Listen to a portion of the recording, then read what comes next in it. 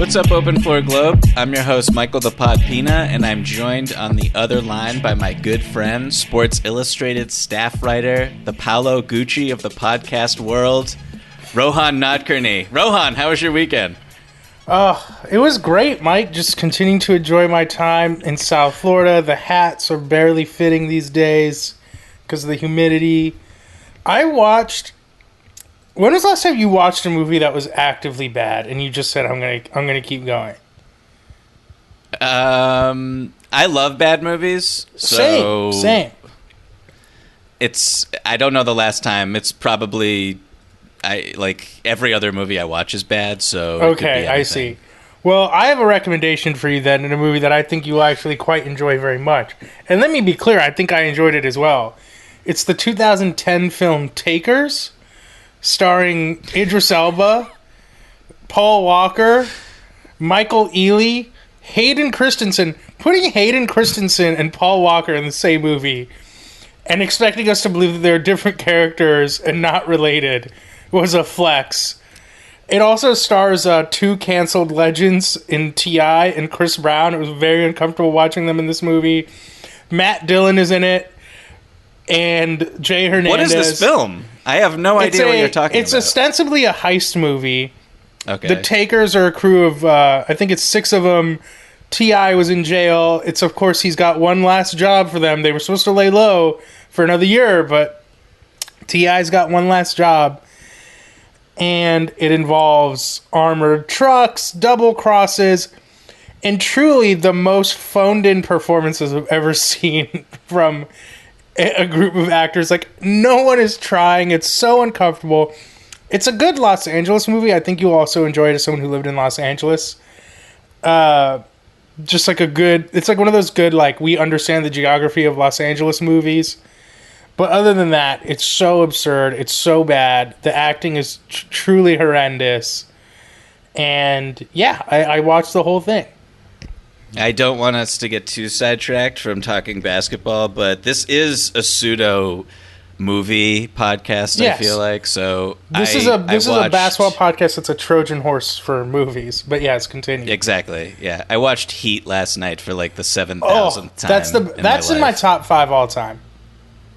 I'm so glad to hear that you've seen Heat, Rohan. I was nervous even bringing it up, I'm not going to lie, okay, but that's an incredible revelation. Heat's one of the best movies ever made. I genuinely believe that. And one day we'll have to do just a full Michael Mann podcast, because I watched it over the weekend. I watched Collateral with Tom Cruise and Jamie Foxx. Stop Fantastic. Where you stand.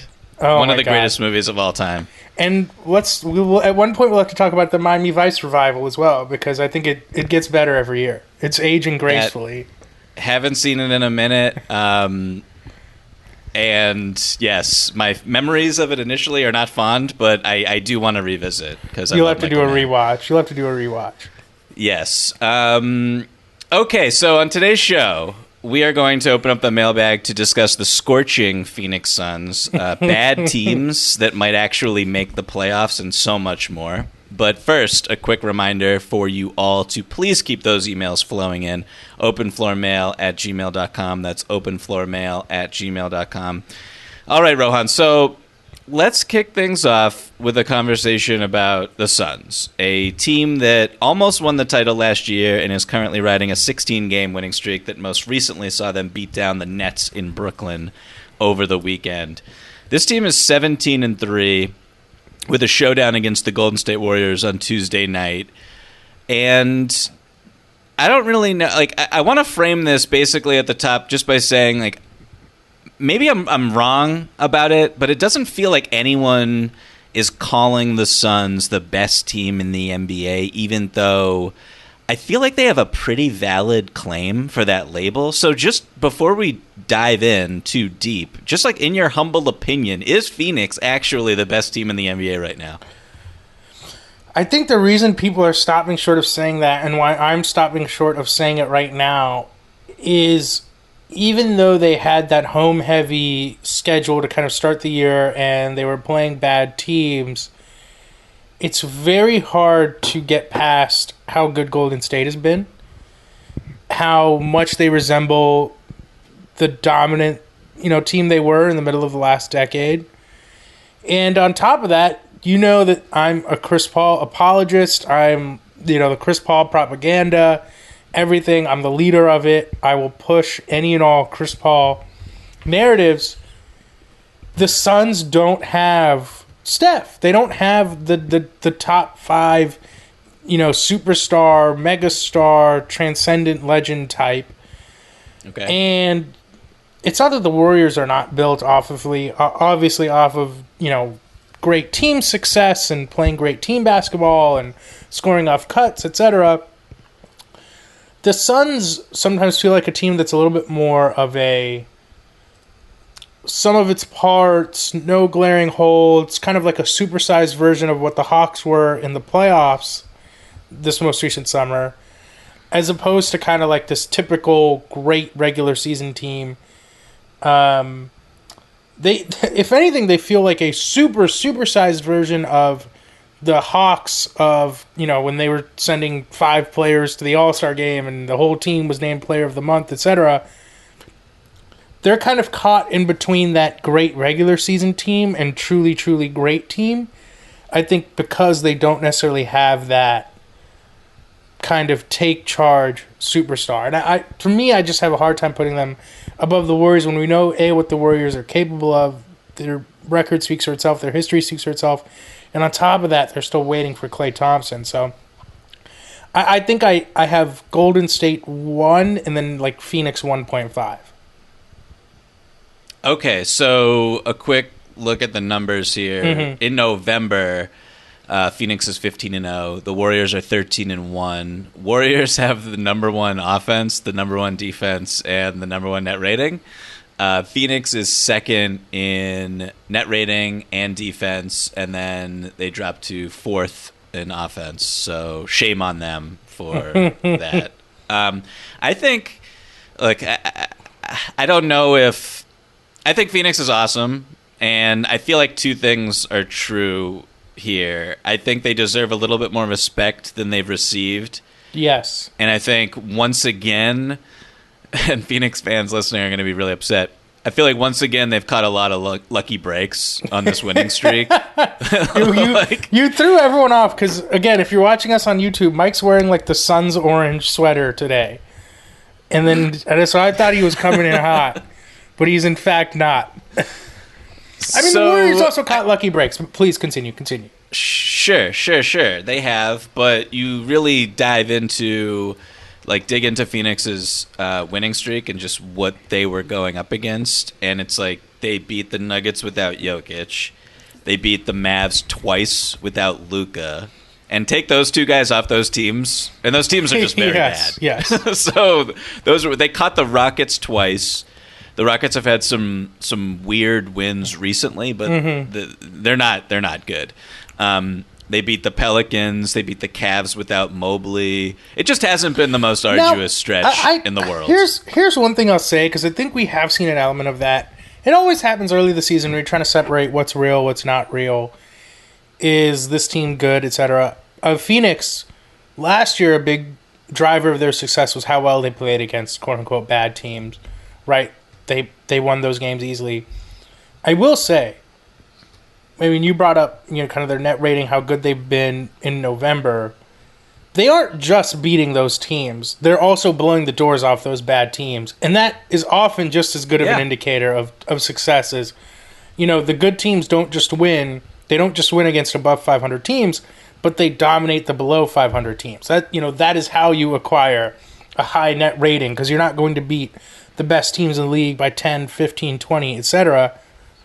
So I hear what you're saying, and it's on us. It's on people like you and me to find that balance. But the fact that they've been winning those games so convincingly is important. I do think adds to that conversation, because yes, the win streak may be a stroke of luck, a stroke of scheduling, etc. But the manner in which they've won those games is equally important, I think. So how much of last year's playoff run and sort of how it unfolded do you think hurts how they're perceived today? Like, I get your argument about they don't have the superstar, and I kind of feel like the thing I'll push back on that is like they have way more talent, in my opinion, than those Hawks teams did. Like, Yes, Devin Booker definitely. is. I believe I said Devin they were Booker a is, supersized version. I believe was my. Sure, yeah. Yes, I get what you're saying there, but Yeah. like Ayton is a first overall Of course, pick type of course. of talent. We need to have Chris the Ayton Paul conversation as well. That's coming up Yeah, in a little yeah. bit. They have Chris Paul obviously leads the league in assists this season, and like I was saying, like Devin Booker, he's finally hitting threes like at a pretty high volume. He's shooting 41% by the 3-point line. He's a sneaky, he's just devastating average when he's 3-point hitting shooter. threes. Yeah. Because the form is so beautiful. Yes. But it's when they're actually going in, and he's taking like those like 30-footers in transition. You're just like, okay, how do we stop this team? It's impossible. Yeah. But going back to my fundamental question is just like last year, Davis goes down, Murray's not on the Nuggets, Kawhi's down in the conference finals. They go to the finals, they win the first two, etc. Everyone knows what happened. And like, how much of that just damages just how they're perceived? Like, do we feel now when we watch them that they need health-related luck again? Or is like the fact that they're, 17-3, third in net rating, great defense, capable offense, like, should we just be like, okay, this is a legitimate title contender. We can like stop couching all these caveats here.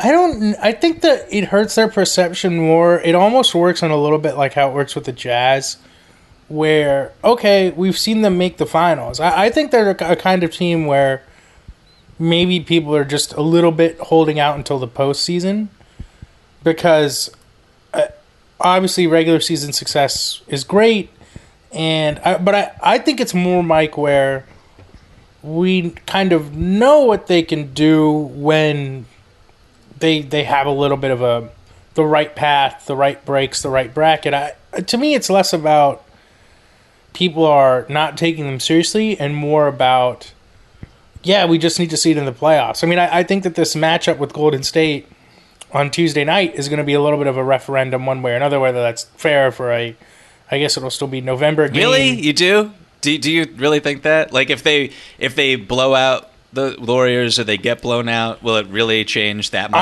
how you see I this think team?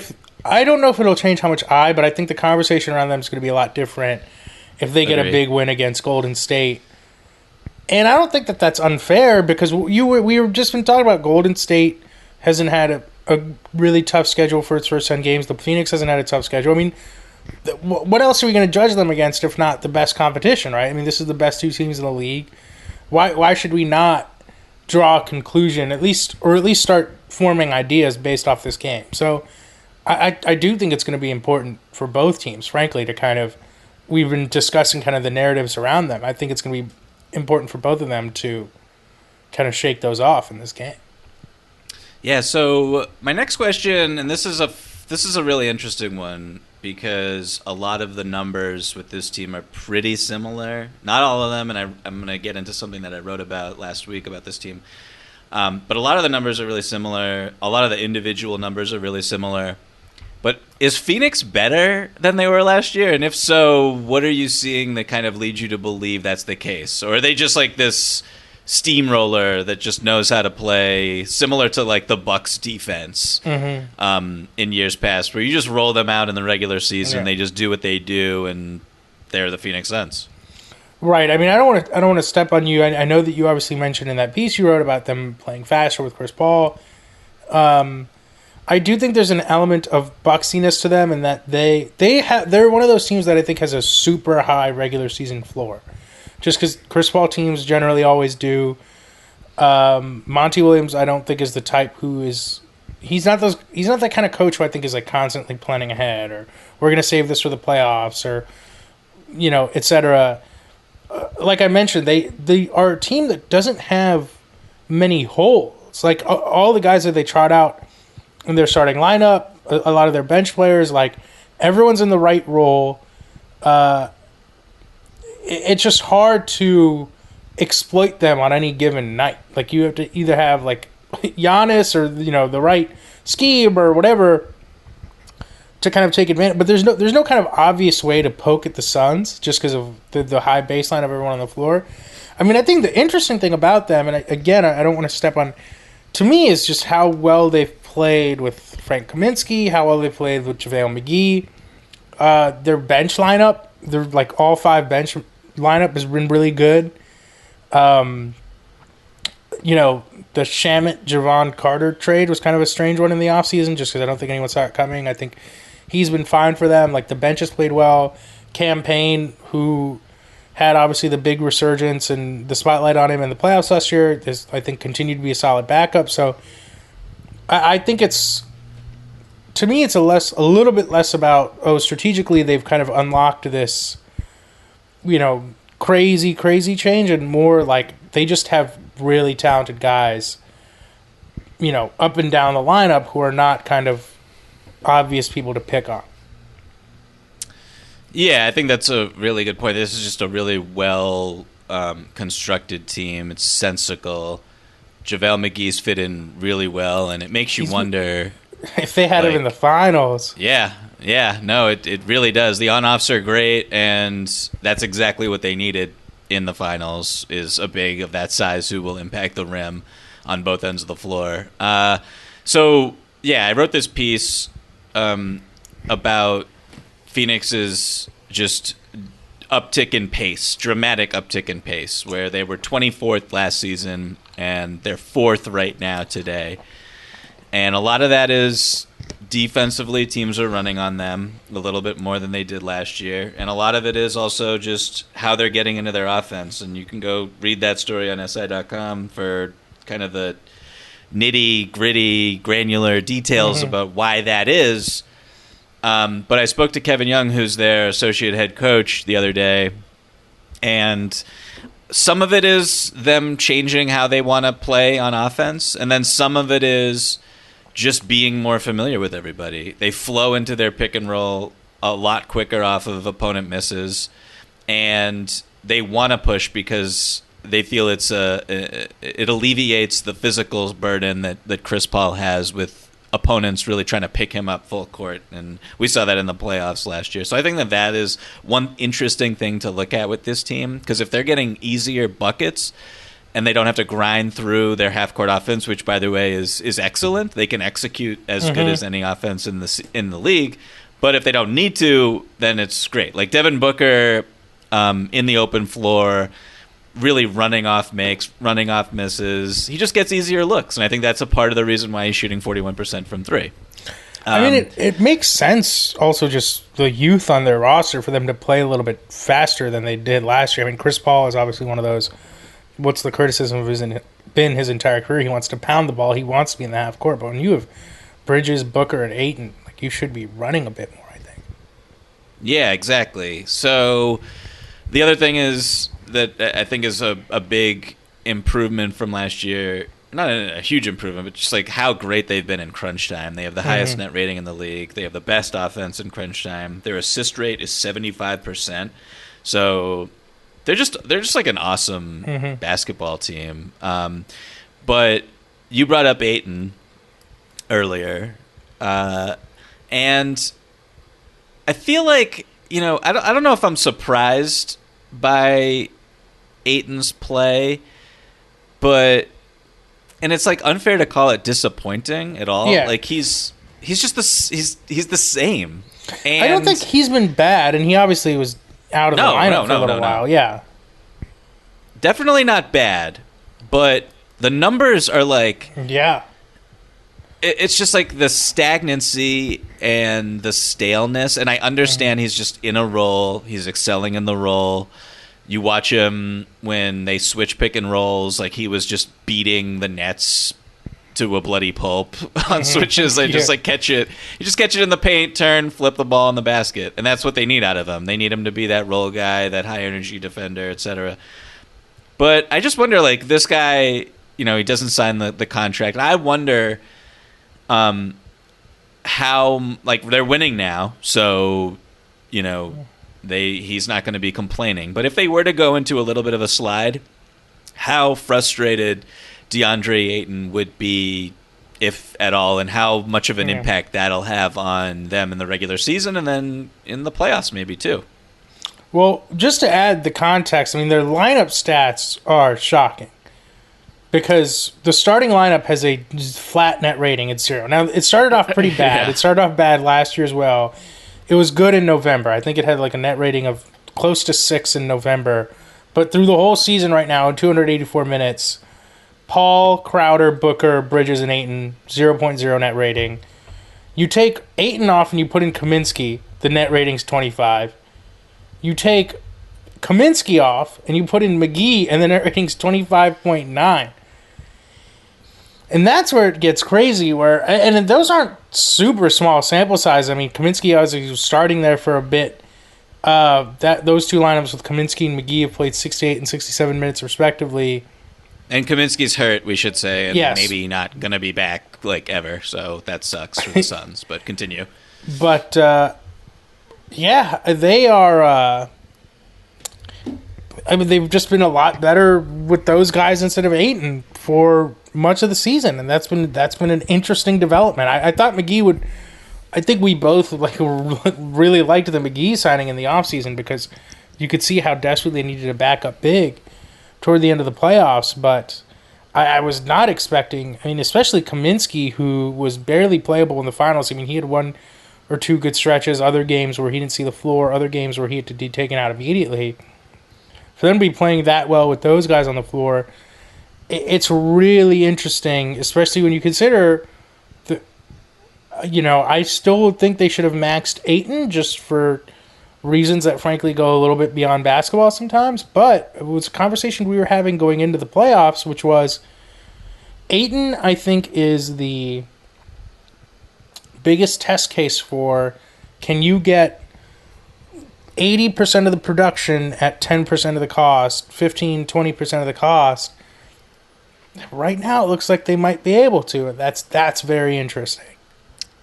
If I were James Jones or whoever gets to make this decision, I don't want to say if I were Robert Sarver because that makes me feel disgusting. Okay. But I would just be very hesitant to max out DeAndre Ayton this summer for the reason that you just said. Like, I don't know how I would get out of this. I think that I would definitely want to. I'm definitely not trading him before the trade deadline or anything like that. Like, I want this guy in the playoffs. We're a championship contender. He played great in the playoffs last year, but I can totally see a sign and trade happening this summer. I really can, where you get a big back who's solid, a young big, maybe just a serviceable athletic. For example, okay, here's a trade that probably won't happen, but there's just been kind of toggling in my brain. It's like if you're the Spurs, for example, you have Jakob Poeltl. You have Jakob Poeltl, and then you have a bunch of like really interesting wings who can fit in anywhere. So like if the Spurs are like, we want Ayton, we'll give you Poeltl and like Keldon Johnson or Poeltl and Vassell. What do you like? That's just like a really. I think offers like that could spring up, and what do you do then if you're Phoenix? I would probably say I would think about that if I was Phoenix. Honestly. Here's where it gets tricky, because we can talk about the regular season numbers, the on-off, etc.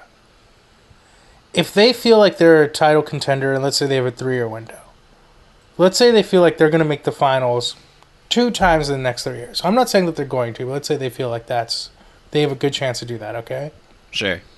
And if they're like, we're going to play Milwaukee both those times, you need Ayton against Giannis. You just do. Like you're not going to put Poeltl on Giannis. And in the small margin of a playoff series, that's when that difference between Poeltl and Ayton becomes, it magnifies. It becomes huge. That difference between 90 and 100% becomes a gulf.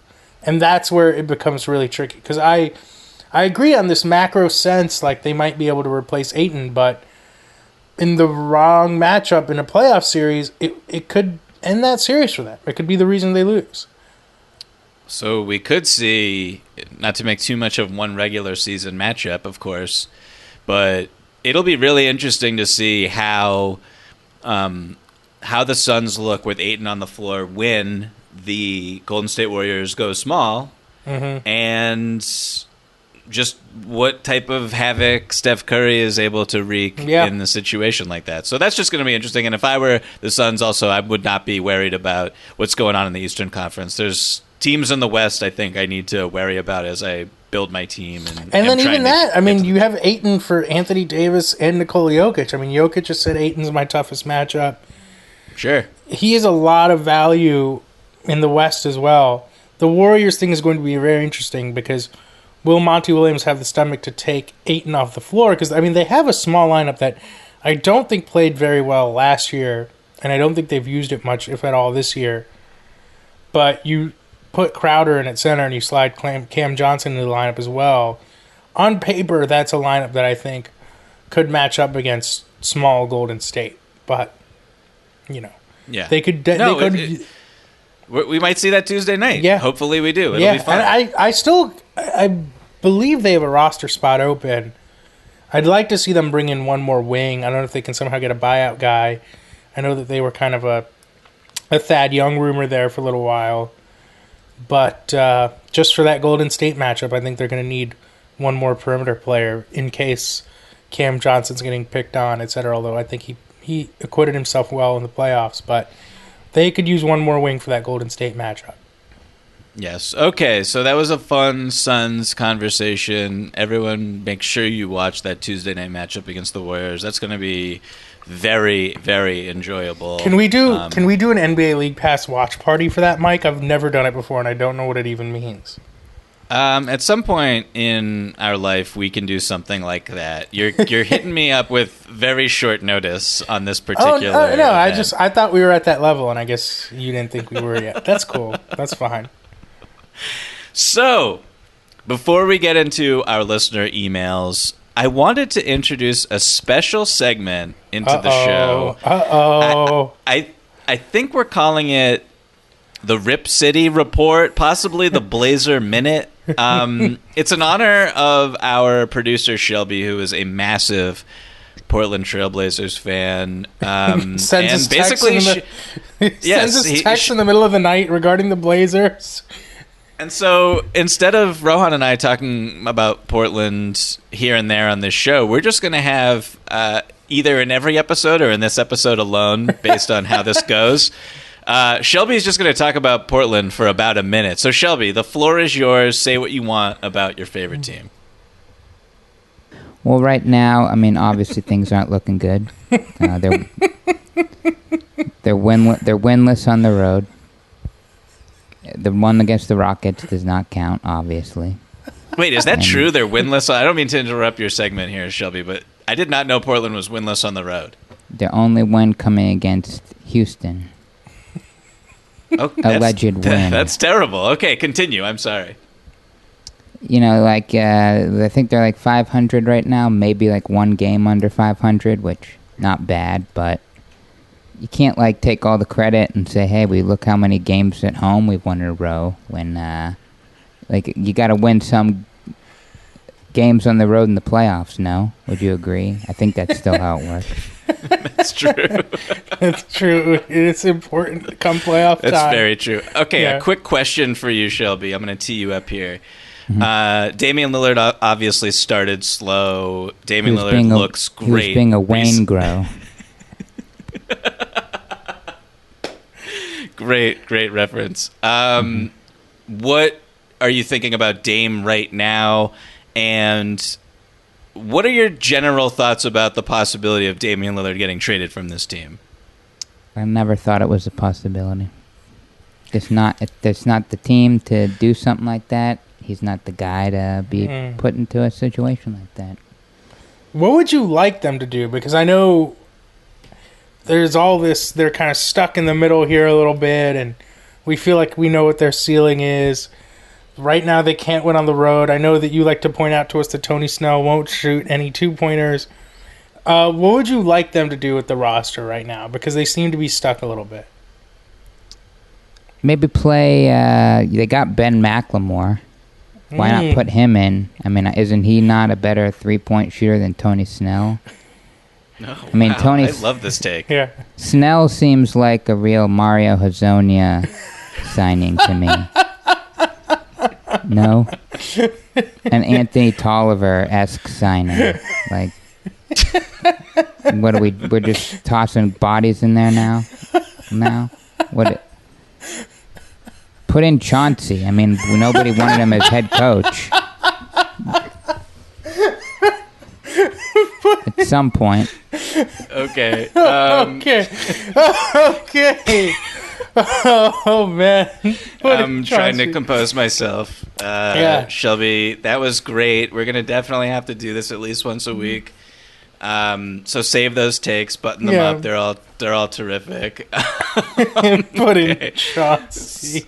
So, okay. Their defense couldn't be much worse if they put in Chauncey Billups. I'll say that.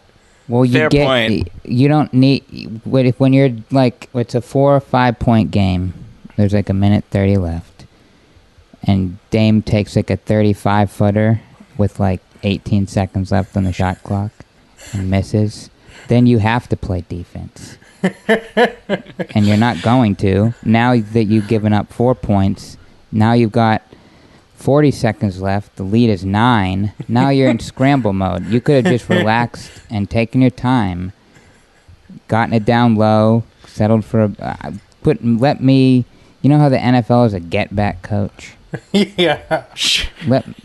Put me on the bench as like a guys. Just calm down for a second, coach. Take it easy. I have no idea how to pivot away from this. This could hijack the rest of Open Floor as we know it. But thank you, Shelby. That was terrific. You are welcome back next week. You passed your first test. Yeah. With the, are we going to call it the Rip City? What is it? The Rip City Report, Blazer Minute. What are you thinking, Shelby? I like the alliteration. Rip City Report. It is. Okay, that's wonderful. Okay, so let's now, we're going to open up the floor to our emails, open up the mailbag. I've never heard of someone go at Dame Lillard like that before. We're going to do our best to now move on from the Blazer Minute, which was supposed to last a minute. He said he keeps saying stuff. I agree. This is what I deal with all the time, Shelby. Rohan just taking over and being the minister of chaos here. Okay, so email from Rob, who writes, "Hi, Michael, Rohan, and Chris. I am pretty confident, barring a terrible season-ending injury, that the top 10 teams in each conference as they currently stand are making the playoffs or play-in tournament. So, from there, can you see any of the Raptors, Pacers, Pistons, Magic, Kings, Thunder, Spurs, Pelicans, or Rockets making the playoffs? If so, who? Also, I know it is early, but which of these teams would you be most excited to see get the number 1 pick in the next draft, and why? Love the podcast. Cheers for reading this question. Rob Bowie in Australia." So in Rob's original email, I just want to say he had the Cavaliers here. Cavaliers are technically in 10th right now. So the Sixers are in 11th place. And so I suppose that they kind of qualify for the parameters of this question. But I personally, Rohan, only have 2 teams here. This is slim pickings. So for me, it's the Pacers and the Raptors. I don't know if you... Yes. I mean, none of the teams in the West playoff picture is set. Although, I mean, we got breaking news in the pod, but Michael Porter Jr. is going to be out for the rest of the year. I don't know if you just saw this. Uh-oh. Mike did not. So the Nuggets might be in danger now. We're going to have to quickly... We got to talk about this for This is not... Obviously, this is breaking news. But we got to react to this because Can I tell you my instant reaction? You may, yes. I think they got to consider a tank. I hate to say it. They have the MVP, but I think they got to consider it. So this is something that we spoke about in a recent episode of Open Floor, Chris and I. And we talked about whether or not the Nuggets, based on all their injuries, should slide back in a different direction. And, when you say tank, what does that mean to you? Does that mean benching Nikola Jokic? This is where it gets tricky. But I think they should really consider a serious load management for Jokic for the rest of the season. Here's the thing with Jokic. He came out of that bubble and he played in every single game. Now he's dealing with a few injuries this year. I mean, what burden are you going to put on him if you play him every single night the rest of the way and try to sneak in and win, try to win in the playoffs without your next two best guys? I mean, are you really going to now rush back Murray with MPJ out and, put a heavy load on his knee coming off the ACL? I mean, if he comes back in March, April, it's going to already be kind of crunch time for them. Mm-hmm. They're either going to, I think they're probably going to be fighting for a playing spot around that time. That's a lot of stress. I don't think it means benching Jokic, but I think it might mean being okay if you get a lottery pick. I mean, I think I'm going to write about this, but I feel like if any team in the NBA can you never want to say press pause because you don't know what happened, right? You don't know what could happen. Injuries could happen in a year. Correct. But they have their four best players locked up long term. They're all young. Do you maybe try to... I don't think you bench Jokic. I don't think... Tank's not the right word, but do you kind of press pause a little bit? So my counter to that would be... And I was pretty optimistic when I talked about this with Chris, but my counter to that would be what they are going through right now is proof that anything can happen in the NBA, and that's why you never press pause. Yes, that's the other side of the coin, right. So, let me flip this question around real quick and say, are they good enough with Jokic and Gordon and everyone else who is healthy on this roster to either get into the play-in or get the 6th seed in the West? Right now they are 9. They're not going to get the 6th seed. They're going to be. I think they're going to be scratching to get into the play-in. Let's say they get into the play-in, which I think the play-in is safe for them. I would say because I look at the teams in the West, and I don't see anyone below them who is very scary, really. Which kind of brings us back to the initial Rob's question. Sacramento is in a better position now. No. Not even a. I can't go I'm not willing to write them off entirely. They might get the interim coaching bump. They didn't. There was no bump. Listen, they beat the Lakers, and then they had no legs for that Grizzlies game. Come on. The Lakers stink. They lost against they gave up 128 to the Ja Morant-less Memphis Grizzlies. Coming off a 3 overtime game. I'm sorry. I can't excuse that. But anyway, so okay, so my point was let's say you get to the play-in. Let's say Jamal Murray is look, I feel great. I want to play, and I want to be on the court. I want to, see how my knee is doing. If for no other reason, I don't want to take a whole season off, a season plus off of playing professional basketball. I'm antsing to get out there. So he comes back. He looks really good. He might even look as good as Jamal Murray, the Jamal Murray that we saw in previous postseasons. And does that team have any chance to reach the NBA Finals? So we're basically just saying the Nuggets without Michael Porter Jr. Can that team make the NBA Finals? I don't think so. And PJ Dozier. Okay. So I'm not saying that they could. Finals or bust, but I don't think they're getting past the Suns or the Warriors without MPJ. I mean, I don't see it happening. Okay, so this is just bottom line, this is like bummer news, of course. Oh, it's terrible, man. Especially, and you have to just worry about him long term. This isn't just if MPJ is getting back surgery again. That's pretty scary. This was the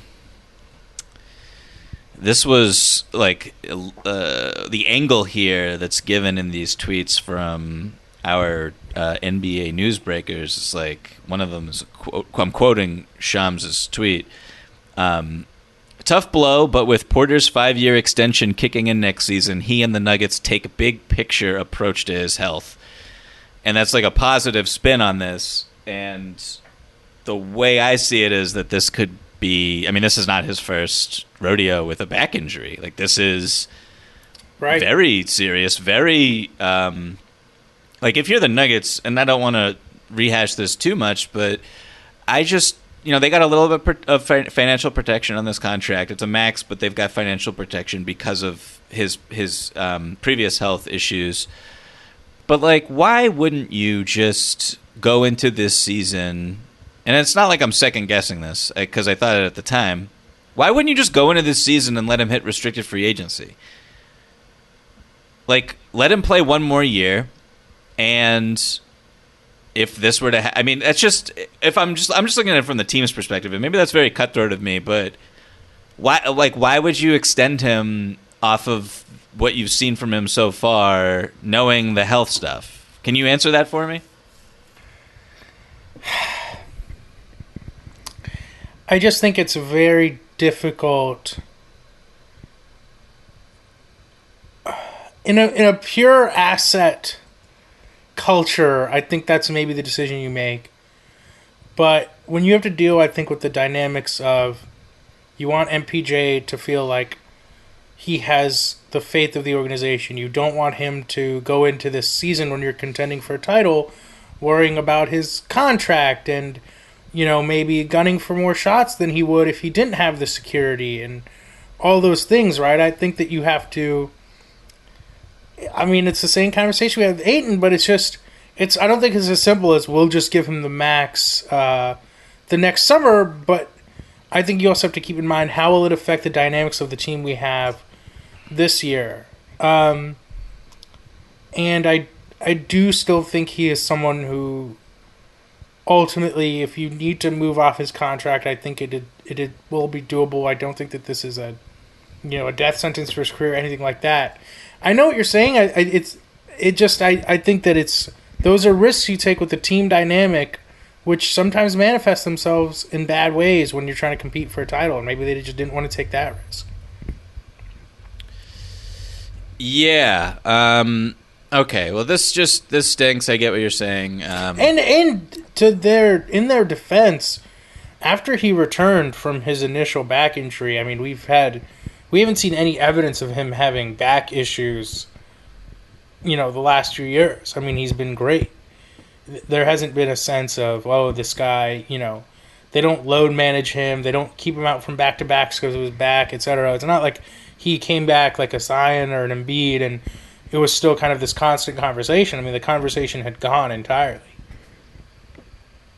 Fair points by you, for sure. Get well soon, Michael Porter Jr. This stinks. The NBA is so much better when its best players are healthy, as always.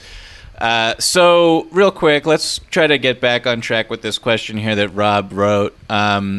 He listed a bunch of teams that are very bad and wondered if any of them can make the playoffs, and I said the Pacers and the Raptors, and Rohan, you agreed. Let's talk about the second part of his question for a second, just because I think that is very fun, and I always enjoy speculating about draft position, even though we're like a month into the season. But when you look at these teams, you're the reason that NBA ratings are down. I am single-handedly. I'm proud of it.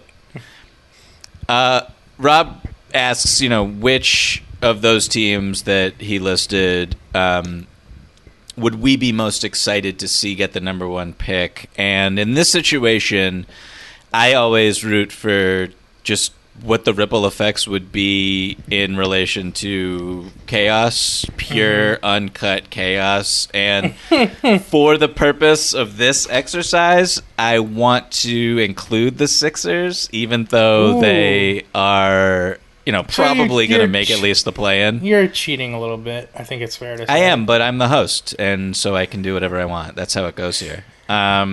So... if the Sixers were to get the number one pick, just play this out for me for 2 seconds, and they have not traded Ben Simmons yet, what could Daryl Morey get with Simmons and the first pick? I think it's a question of what the superstars that are not on the table with that package is smaller than the superstars that are on the table with that package. I think. Nets and Blazers, Harden and Dame, I don't even know if the Sixers are, I don't think that's a good trade for the Sixers, frankly. Yeah. But, What about the Clippers? You wouldn't do with Dame? Paul George? You wouldn't do Dame? Would I if I were the Sixers? Yeah. So you'd rather I'm getting use the number one pick? I would rather use the number one pick. Yes, absolutely. I would use the number one pick, and then I would trade Simmons for role players. Is what? Yes, I would do. I think they should trade Simmons for role players right now. So that's an interesting one because I was thinking similarly. What if the Raptors got it?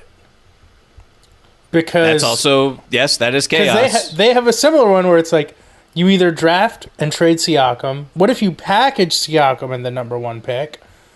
I don't know why I'm throwing Siakam in here. I think he's on a slightly different timeline. Not necessarily. Van Vliet, I think he's getting up there. No, you're right. You're 100% right. If they get the number one pick, Siakam's probably gone. That's just... right, because I think they're taking either Holmgren or Banchero. I think I'm saying his name correctly. I need to talk to my homie, former open floor fill-in, Paolo Uggetti, who's working on making sure everyone's pronouncing Banchero's name right. But it gets interesting. It gets very interesting. I think the team I'd really like to see get the number one overall pick is the Spurs, because I want to see Pop kind of get one last great guy in there and see what they can do. He deserves it. Love that. So that would be a lot of fun. There's a lot of chaos potential with that number one pick because it's supposed to be a loaded class. The Sixers aren't getting it. I don't want to give it too much energy because it's not going to happen, Mike. It's not going to happen. They're making the playoffs, and if they somehow miss the playoffs, the record will not be bad enough to get the number one pick. I think it makes a lot more sense to focus on a team like the Raptors. What if we talk about the Nuggets now? What if the Nuggets get the number one pick? Yes, Jokic could continue to miss time. Yes. And you want to talk about chaos? Then MPJ goes on the trade block immediately, right? I don't think anyone's trading for Michael Porter Jr. That's just not an attractive You don't think any team player. would take a chance on him? No. I disagree. No. What is the case for trading for a guy who's had multiple back surgeries, who's just missed the entire 21-22 season or the rest of the 21-22 season, who's now on a max contract? What is the case there? If you're a small market team, let's say San Antonio doesn't get the number one pick. They get really bad lottery pick. Their lottery odds are not in their favor. I think San Antonio. I think, frankly, New Orleans. I think that there are small market teams that would have to consider it because A, they're not going to sign that guy. B, it's their best opportunity to kind of buy low on someone and take a chance if they don't get the right lottery pick. I don't think it's that far-fetched. I really don't. I would rather have a lottery pick than Michael Porter Jr. and pay him all that money to potentially never play for my team. But here's the thing. It's like those teams, they got to pay someone. And I know that sounds like crass or a little bit silly, but I understand you'd rather have a lottery pick, but you might be able to have both. You might be able to buy even lower on MPJ. You might be able to get him for a couple role players. In that case, it's like, would I rather have like 2 or 3 so-so guys who are not affecting my ceiling in any way whatsoever? Or am I taking a gamble that, hey, you know what? Maybe this dramatically changes the fortunes of my team. Yeah, if Michael Porter Jr. is traded, the Nuggets are attaching picks to get off the contract. That's just what would happen. I really don't think it's going to be that dire. I think it's going to be somewhere maybe in between what both of us think, but if in some world where they get the number one pick, I don't think it's going to have to be I think they can get MPJ. I don't think they're going to attach a pick. They're just not going to get like anything sexy in return.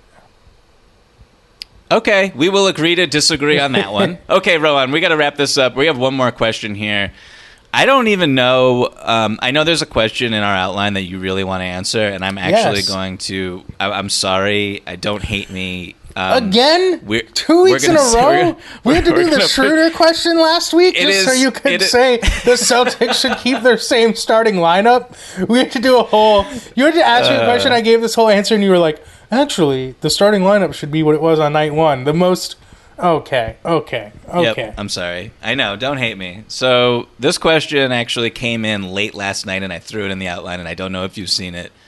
but I'm going to spring it on you right now. And if you haven't seen it, that's okay. You can just react to my answers, and it'll be fun. But this is a great question. And it comes in from very different definitions of fun, by the way. But anyway, continue. This is so much fun. So much fun. So this question comes in from Jesse, who writes, "Hey, Michael, Chris, and Rohan. I'm a longtime listener of the pod from the Sunshine Coast in Australia and have to give you guys the crown as the best NBA pod running. Your takes are real and relatable, whilst the banter is always heated, as it just was, and hilarious. The pod always puts a smile on my face, even on the worst days, so thank you for that. I'll keep my questions short. Yes, thank you, Jesse. I'll keep my questions short and sweet. If I gave you a hypothetical team of Steph at the 1, Luka at the 2, Durant at the 3, Giannis at the 4, and Jokic at the 5, what 5-man defensive team would you build to stop them? The team doesn't necessarily have to gel and can focus more on individual matchups. I feel like defense isn't appreciated much in the NBA and want to know who you'd consider the best matchup for each of the arguably 5 best players in the league right now. Thanks for your time and happy holidays from down under, Jesse." Jesse, I love this question. It's so much fun. Outstanding question. This is one of the best questions we've ever gotten. I mean that genuinely. It's one of the best questions we've ever gotten. So, Rohan, did you actually see this one before I read it? No, I didn't. I had no idea that we were doing this. Let me write down the names. Okay, so I will repeat very quickly the 5 players who Jesse lists here that he wants us to get. It's Steph, Luka, KD, Giannis, and Jokic. And I've had some time to think about this, so I will give you my players who are on my team here, and then you can say yay or nay or throw out some other alternatives, okay? Okay. So we'll start first of all, the way I approached this was I was really focused on the individual matchups. So no, see, we're already different. I already know that we're going to need switchability, so you're wrong, but continue. Super duper. Okay, so for Jokic, I picked DeAndre Ayton. Okay, my defensive team's already stomping yours, but continue. Okay, so Jokic is going to average 40 and 20 against your team. So anyway, Ayton for Jokic. For Luka, I have Ben Simmons because Ben Simmons has guarded Luka as well as any player. To guard Luka, you have to be super strong and super fast and smart. And Ben Simmons is the best when it comes to those qualifications in the NBA still. So Ben Simmons on Luka, no quibble from you? You think that was a good pick? Just finish your team so I can tell you mine, which I know is going to be better. Oh, jeez. Okay, so for KD, I have Kawhi Leonard. No argument there. For Giannis, I have Bam Adebayo. And for Steph Curry, I have Marcus Smart. So that is my team. Bro, what is I'm surprised you didn't put Kevin Garnett on it. I'm honestly surprised you didn't put Kevin Garnett on it. He would do a bang-up job even today. I stand by that belief. Okay, but no. The individual matchups thing is just silly because that's not how the NBA works. So it's just not. It's just not. If it was that simple, like teams would shut down Steph, they'd put Kawhi on him. But it's never been that simple. So here's in fact the team. You missed an obvious one, and I can't believe you didn't put this guy on here. Because I think yes. So this is my team. This is my team. Okay, Ben Simmons, Kawhi, Paul George, Draymond Green, Bam Adebayo. Okay, so first of all, you have 3 of the same players from my team. So, cool. You're so original. But Draymond and Paul George are so important here because if I'm switching everything, which is almost a necessity here, you cannot defend this team without switching everything. You cannot. So what happens when and I can live with any one of these guys having to defend the other one for 4 or 5 seconds late shot clock. Jokic? Who's guarding Jokic? Bam? Yeah. Okay, so if I can live with Draymond on Jokic. I can live with Simmons on Jokic for 4 seconds. Okay. I actually think more teams should defend Jokic with athleticism as opposed to size. So I see 2. I know I have both with Ayton, so I'm set. But I see the great thing that Jokic does. Did you not just tell me? Rewind. to earlier in this Yeah. podcast when you said, well, I'm really interested to see how Ayton holds up on Steph in that Tuesday night game between the Suns and the Warriors. That was correct. you, Michael Pina. So now I'm really interested to see how Ayton matches up with Steph and the hypothetical defensive team you built.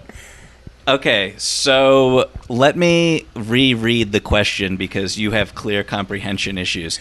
The team, and Jesse writes, the team doesn't necessarily have to gel and can focus more on individual matchups. Okay, but we what know Jesse that wrote. that's We're in not Jesse's world. Rohan, this is Jesse's world. Okay, No. You are classic Pina. Like, let me skirt the rules. Let me bend the rules to my favor. You're just like classic Pina misinformation. You're like the Facebook of podcast takes, where you find this one thing that you can use to just ruin and flatten the conversation. When I understand that Jesse said that, but we all know if you're actually trying to defend the 5-man lineup he created, mine would be better at defending it. No, I think I win. And I think think I win. We're gonna put up a Twitter poll. We are going to put up a Twitter poll. Okay, please, I'm gonna do make it sure right. you screenshot make sure you screenshot the question. No, I'm gonna say your propaganda. No, I'm going to say which team would you rather have to defend this 5-man lineup, and then so you're gonna change the parameters of the question. That's fine. Well, no, we're not. That's the essence of the question. That's the heart of the question. Okay, so neither of us had Anthony Davis, which I think is very interesting. Anthony Davis was very close to being on my list, and I would... Because he might be the best defender in the world. He might be on my team over Bam or Draymond. Those were the two. Okay. Peak Draymond is just... I am aware of how good Draymond Green is at defense. Just is, and you didn't have him on your team, and I think he could arguably be the best defender of the world. This is unrelated to this question, but I just want to say, maybe everyone realizes this, maybe no one realizes this. I know I'm not like the first person to be like Draymond Green is incredible at defense, but one of my genuinely favorite things in the NBA to watch is Draymond Green defending a pick and roll, and if he is in drop coverage, the way he positions his body, you cannot teach that. That is the difference between a Draymond Green and a good athletic defender, is his ability to stand perfectly in the way that deters someone from driving, but also deters them from throwing a pass to the roll man. It's art. It's genuinely it's incredible to watch, and it is someone operating at like a defensive level that very few people in the history of the game can get to. And it's just, yeah, I can talk about that for so long, but it's just that like him defending a pick and roll in drop coverage when he's dialed in gets me excited to watch basketball. It's that impressive. It's crazy. Like, man, he's a talent that the game is really going to miss when he retires. I know you can talk about this forever. For the sake of our listeners' sanity, this is the end of our episode, though. I'm sorry, Rohan / thank you so much for really just bringing your own logic to reality, and God bless for eternity. So that's going to do it for today's show. Thank you so much to our listeners. Everyone, please keep the emails coming in. openfloormail@gmail.com. That's openfloormail@gmail.com. Don't forget to send in your reviews for the Blazers Minute / Rip City Report. Yeah. Please, leave that in the comments. Everybody, please stay safe. Everybody, please continue to enjoy the NBA season. Whoa.